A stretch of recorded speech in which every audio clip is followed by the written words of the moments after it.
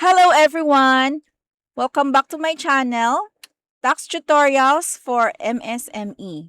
Ang aking tutorial video ngayon ay applicable sa mga taxpayers na self-employed individuals na nag-avail ng 8% income tax rate.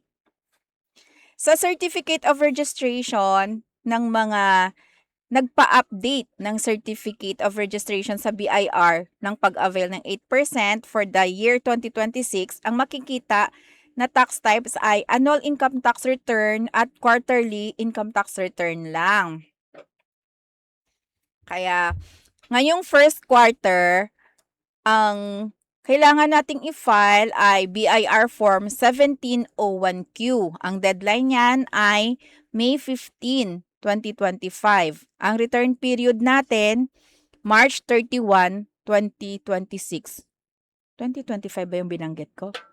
First quarter, 2026 na ang covered na months ay January to March. So, ang return period, yung cut-off, yung last day ng first quarter ay March 31, 2026. Okay, 2026 na. Okay. Dito, 7.9.6. Kaya mag-download na po kayo, then i-follow nyo na lang yung aking tutorial video. Okay, dito na ako. Mag-open na tayo sa BIR Forms. Meron na akong existing dito na profile. Kaya i-encode ko na lang yung aking tax identification number.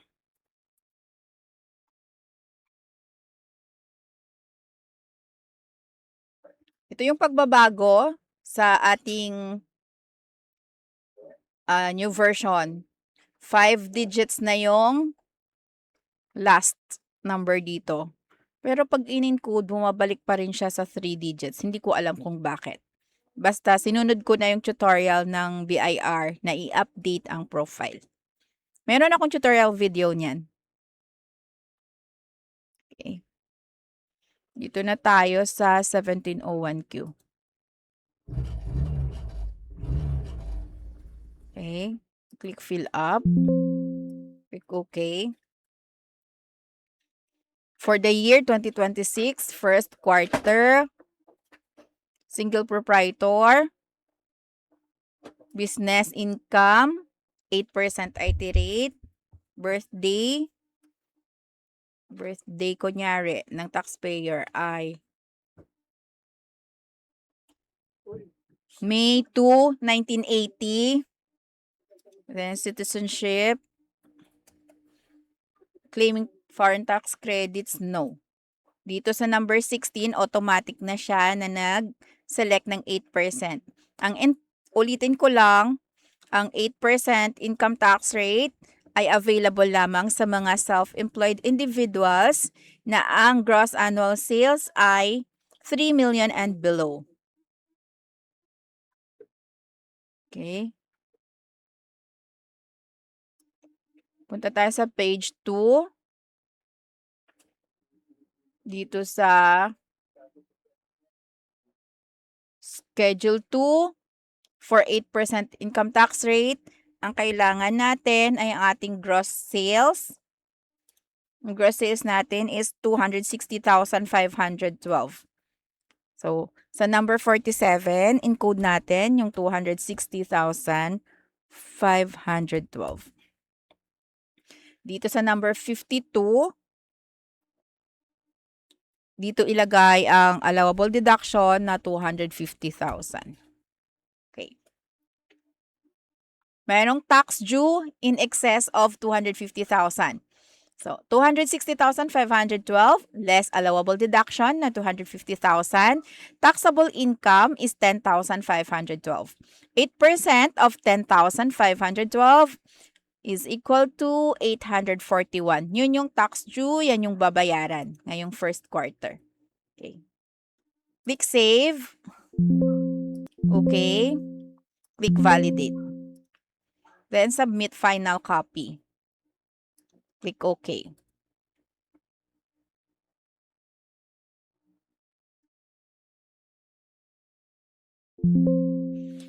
Marami palang nag-comment sa aking post na 1 day na ang nakalipas, hindi pa rin dumadating ang kanilang tax return receipt confirmation. So, mag-screenshot na lang din kayo para may proof na nakapag-file. Pwedeng mag-follow up sa email ng BIR. Okay. Screenshot 1701Q.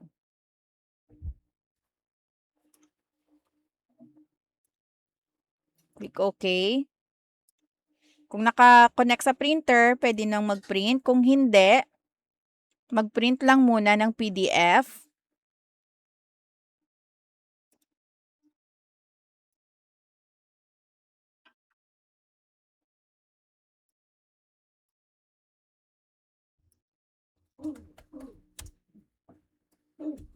(1701Q) first quarter 2026, page 1.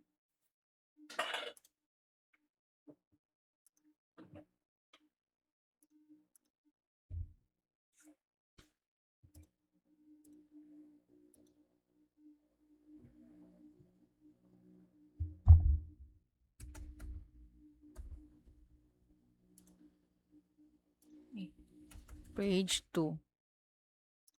Okay, tapos na tayo mag-file. Pwede na tayong magbayad through pwedeng magbayad sa Maya, sa Union Bank, sa Land Bank, pwede, basta may online. So,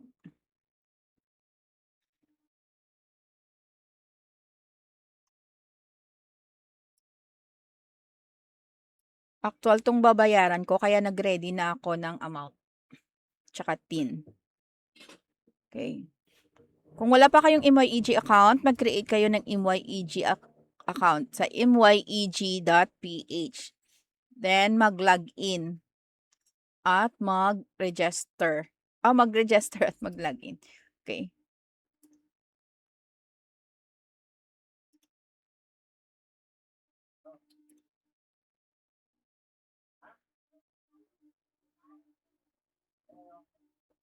Kapag naka-login na sa MYEG PH, i-click itong government, click BIR online tax payment, then click pay taxes online.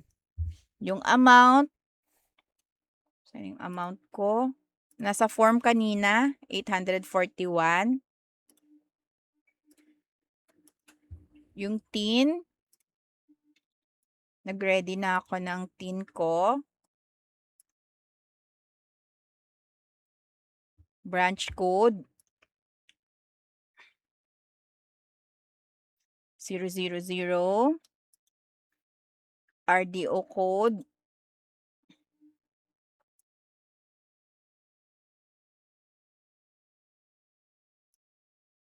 form series 1700, form type is 1701Q. 1701Q. Income tax return. Ang return period natin ay March 31. Marami ang nagkakamali dito ha, kasi ang nilalagay nila transaction date o kaya yung deadline.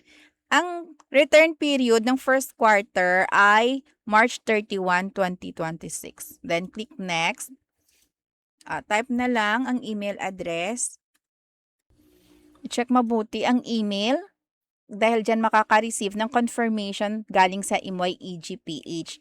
Walang confirmation galing sa BIR na nakabayad ka na.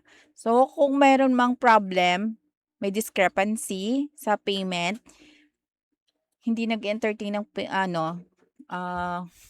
complain yung MYEG PH, kailangan mag-complain directly sa BIR kung mayroong ipad data fix. Gumawa lang ng request letter. Then, click next. I-review kung tama yung TIN, yung branch code. Usually, ang branch code ay 50. Pero kung may branch, check nyo kung consolidated ba or hindi. So, ibang topic naman yan.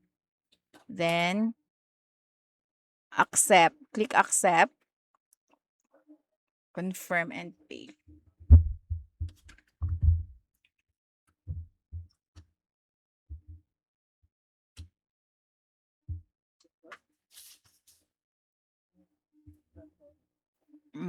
Ako ay magbabayad using Maya.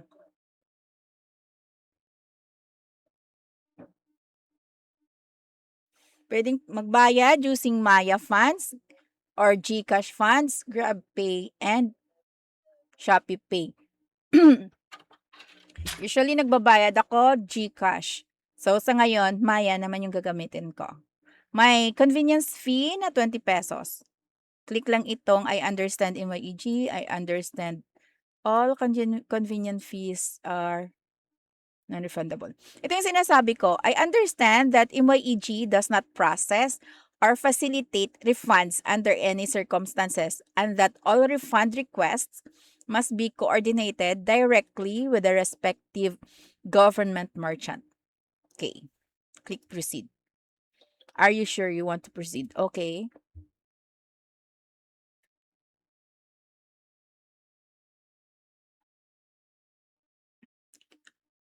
Okay. Open your Maya account. Scan the QR code. Dito sa aking cellphone, inopen ko na yung aking Maya. Then, scanning na siya. Pay using Maya wallet. O, pwede din palang magbayad dito ng cash galing sa iyong wallet. Pwede ding magbayad Maya Easy Credit kung mayroong credit dito. Kung malaking tax due, pwede palang mangutang sa Maya. Okay, payment successful. Nakapagbayad na tayo ng ating first quarter na quarterly income tax return. Okay guys, sana nakatulong sa inyo ang tutorial video na ito. Please subscribe to my channel. Paki-like na din at paki-share ng aking tutorial video para marami tayong matutulungan na kapwa natin taxpayers. Ako ay nag-o-offer ng one-on-one tutorial services for bookkeeping and filing of taxes and other compliance. Meron na rin akong filing services and bookkeeping services. Meron na po akong mga bookkeepers na handang tumulong sa inyo. Ang minimum service fee ng bookkeeping ko ay 1,000 monthly. Kaya, message na sa aking FB page, Tax Tutorials for MSME. Thank you so much, guys. Bye!